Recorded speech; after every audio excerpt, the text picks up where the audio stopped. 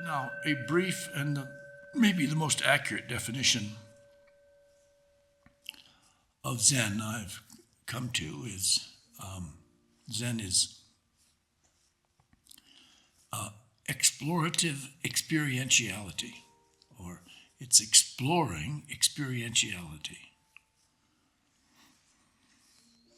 And Gordon gave us a clue, I think, yesterday too, when he said that he is trying to look at the feel of these words as an experience. And basically that's the whole, that's basically the autodidactic realizational dynamic of all practice. Now, it's pretty hard to imagine. I mean, yes, Zen practice is autodidactic, but it's pretty hard. I think it also requires teaching. I don't think it can be done entirely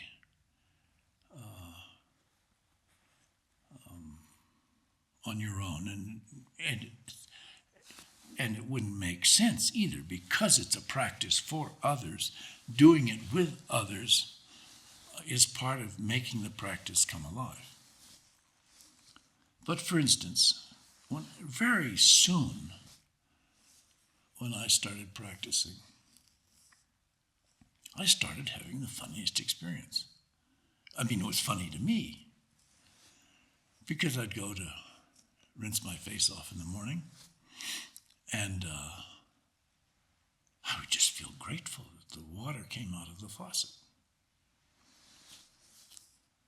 Well, I knew water came out of the faucet, but I never felt particularly grateful for it. It seemed very convenient, that's all. So gratefulness for it is something more than convenience.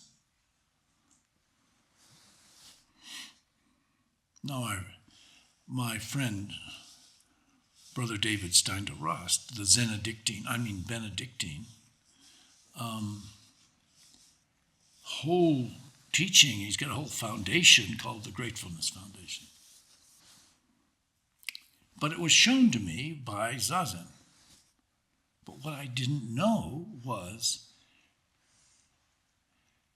that that it's very useful to have an initial, and really it's also not an initial, it's also initiating and initializing modality of mind, mode of mind. A kind of baseline mind, reference point mind, starting point mind. And that's just, really just because we human beings function through contrasts. Hot and cold, good and bad, blah, blah, blah, blah. So a baseline gives you a kind of contrast. I mean, without baselines, you'd have no sports. Nobody would know where the court ended and began and things like that. So to put your experience into experiential modalities is very helpful to have a baseline. But to develop gratefulness as the soil of the Dharma-Soil of immediacy, that's all right too, the Dharma-Soil of immediacy, that needs to be somehow shown to you or pointed out or something. And just the fact, to really know the fact that you are not an identity, you are a transformationalized, transformable being. I mean, you've got arms and legs and certain genes, but from that point on, you can really, and Buddhist wisdom means you can really transform your life.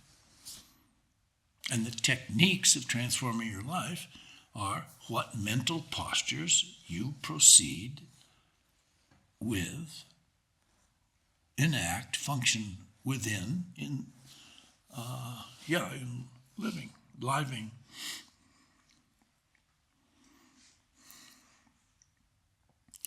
Now, space and time are these two words for last week and this week. Space and time are abstractions. But now is an experiential word for time. Here is an experiential word for space. So we can use now and here as experiential words for space. Then you have to explore the ways in which now and here are actually, inactually, experiential words for space and time. Okay. Now, this is, I can say this to you, like I could say various Buddhist teachings, and they're just a list of things which how do you make it experiential? To enact this world, your niche world, experientially, I could say you want to let yourself down into experience, or maybe up into experience. But there's no words for that. I can kind of like illustrate it, play it. So I'm initiating you to playing with these words, now and here, now being a word for time, and here being a word for space. So we can use them to kind of like poke into our own experience or create mental postures to affect our experience. It's bad English to say, this here glass of water. That's not considered good English. You say this glass of water. You don't say this here glass of water, but maybe for Zen practice it might be quite useful. This here glass of water. Oh, it's really here. That there book. No. And the key word in all of Buddhism is thusness. And thusness is just a version of the and this and that. But entering into the feel of thusness as you're walking, the thusness of walking, the thusness of nowing, nowness, the, gratefully this.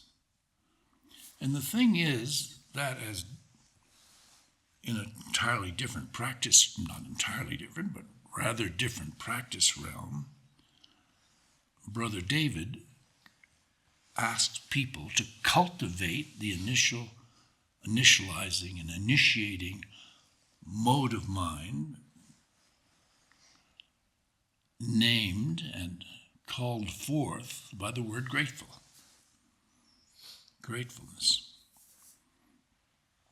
So although unexpectedly, Zazen, after only a few months, gave me the experience of gratefulness, unexpected gratefulness, unexpected happiness without any reason for being happy. Like usually I'm happy because. No, happy just because what the hell, you might as well be happy.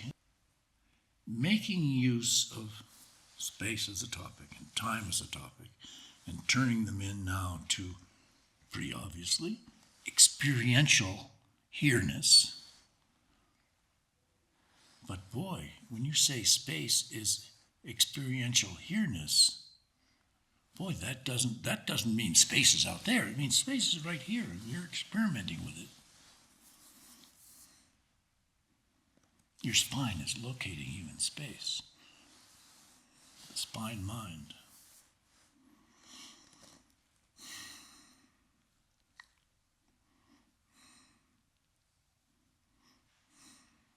And when I'm trying to say something like when you walk, you're establishing sequential nows.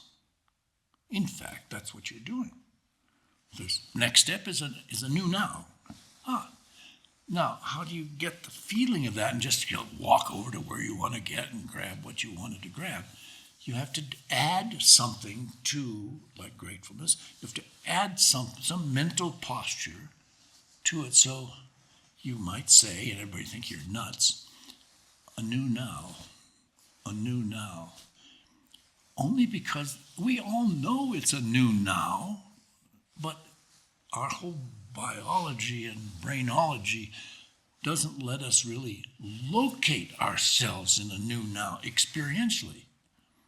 We know it somehow it's true, but it's not experientially true.